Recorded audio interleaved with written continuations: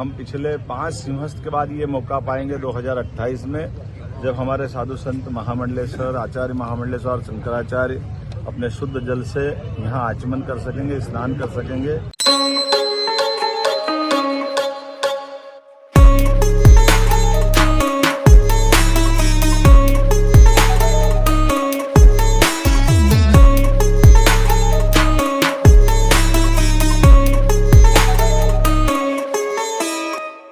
प्रयागराज महाकुंभ प्रारंभ हो चुका है और करोड़ों लोग हर रोज गंगा नदी में स्नान कर रहे हैं, पुण्य लाभ प्राप्त कर रहे हैं। पूरी दुनिया में डंका बचा हुआ है, दुनिया भर से लोग, देश विदेश से लोग आ रहे हैं।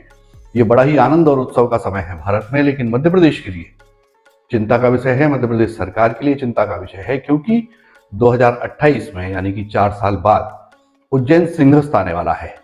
करीब 15 करोड़ लोगों के आने की संभावना है और ऐसी स्थिति में जब पिछली बार के जो अनुभव हैं, पिछली बार के जो स्मरण हैं, वो एक चिंता की स्थिति पैदा करते हैं। पिछली बार हम सब जानते हैं कि नर्मदा नदी को क्षिप्रा नदी में मिलाने की कोशिश की गई थी।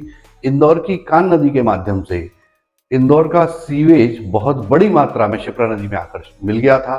पूरी क्षिप्रा दूषित हो गई थी। साधु संतों ने, महंतों ने और अखाड़ों ने इस बात पर बड़ी नाराजगी जताई थी। उनका कहना था कि क्षिप्रा का पानी आचमन के लायक भी नहीं रह गया है। महाकुंभ में, सिंहस्थ में, उस घाट पर, उस नदी के तट पर और नदी में स्नान करने का बड़ा महत्व होता है।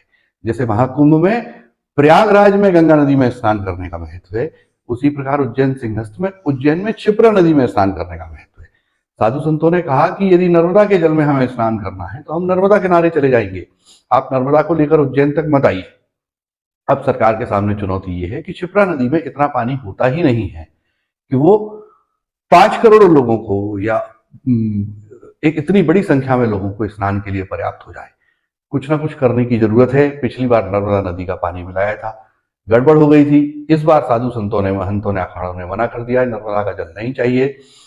और सरकार ने फैसला किया है कि इंदौर की कान नदी के माध्यम से जो सीवेज का पानी क्षिप्रा नदी में आकर मिल रहा है, उसको भी डिस्कनेक्ट कर दिया जाएगा। सवाल उठता है कि सरकार अब क्या करेगी?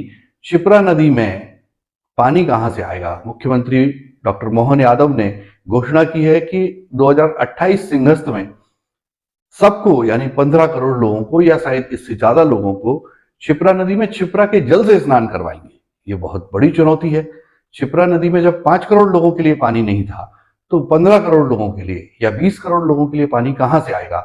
ये एक बहुत बड़ी चुनौती है। आइए अपन देखते हैं कि सरकार क्या करने की प्लानिंग कर रही है। मुख्यमंत्री डॉक्टर मोहन यादव का प्रोजेक्ट क्या है, समझते हैं। परियोजना में सिलारखेड़ी जलाशय के दीवार की ऊंचाई बढ़ाकर इसकी संग्रहण क्षमता को बढ़ाया जाएगा। क्षिप्रा नदी और जलाशय के बीच 2 पाइपलाइन बिछाकर बारिश और बाढ़ की वजह से नदी का जल स्तर बढ़ने पर एक पाइप से अतिरिक्त पानी सिलारखेड़ी जलाशय में पहुंचाकर स्टोर किया जाएगा और नदी का जल स्तर घटने पर जलाशय में स्टोर यही क्षिप्रा जल दूसरे पाइप के जरिए पुनः नदी में पहुंचाया जाएगा। इस प्रक्रिया से क्षिप्रा जी वर्ष भर रहेंगी प्रवाहमान। हम पिछले 5 सिंहस्थ के बाद ये मौका पाएंगे 2028 में, जब हमारे साधु संत महामंडलेश्वर, आचार्य महामंडलेश्वर और शंकराचार्य अपने शुद्ध जल से यहाँ आचमन कर सकेंगे, स्नान कर सकेंगे। तो देखा आपने कितना आसान सा फार्मूला है, कितनी सिंपल सी टेक्निक है जो हम सब, आप और मैं, हम सब के घरों में अपनाई जाती है। जब वाटर सप्लाई आती है तो हम उस पानी को एक वाटर टैंक में स्टोर कर लेते हैं और दिन भर जब हमको जरूरत पड़ती है तो उस वाटर टैंक से अपना पानी लेते रहते हैं। बिल्कुल वैसा का वैसा टेक्नोलॉजी, बिल्कुल वही तकनीक का उपयोग किया जा रहा है।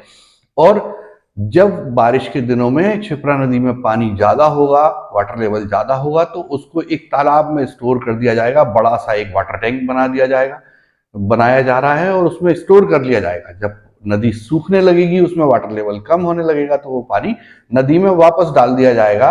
यानी क्षिप्रा का पानी क्षिप्रा को वापस मिल जाएगा। 2028 के उज्जैन सिंहस्थ में सभी साधु संत, महंत, अखाड़े, आप और हम क्षिप्रा नदी में क्षिप्रा नदी के जल से स्नान का पुण्य प्राप्त कर सकेंगे।